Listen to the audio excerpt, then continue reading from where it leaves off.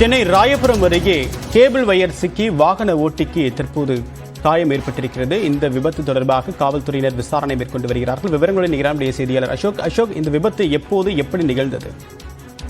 தேவப்பிரியன், அதாவது இன்று பாத்தீங்கன்னா கிட்டத்தட்ட ஒரு 8-9 மணி போல வந்து பாத்தீங்கன்னா அசோக் அவர் பாத்தீங்கன்னா பாரிமனை செல்வதற்காக வண்ணாரப்பேட்டையில இருந்து இருசக்கர வாகனத்துல செல்றாரு. இந்த ராயபுரம் சந்திப்புல பாத்தீங்கன்னா இந்த கேபிள் வைஃபை இன்டர்நெட் இது தொடர்பான அந்த கேபிள் சாலையில பெருமளவு கீழே லோ இதுலயே இருக்கிறதுனால சில இடத்துல விபத்து ஏற்படுது. இந்த நேரத்துல அந்த சாலை சந்திப்பு செல்லும் பொழுது அசோக் என்ற நபர் அந்த கேபிள் மாட்டி சாலை தடுமாறி கீழே விழுறாரு.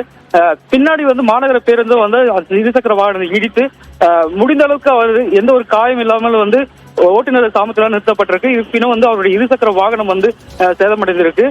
மேலும் இந்த பகுதியில பல்வேறு இடங்கள்ல இது போன்ற சிக்கல்கள் இருக்கு.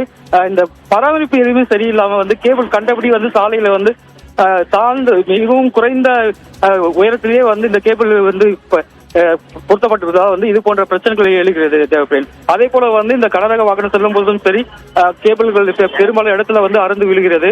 இதுக்கு முறையான ஒரு பராமரிப்பு வேண்டும் என்று தான் இந்த பகுதி மக்கள் கோரிக்கை வைக்கிறாங்க தேவைப்படும். தகவலுக்கு நன்றி அசோக்.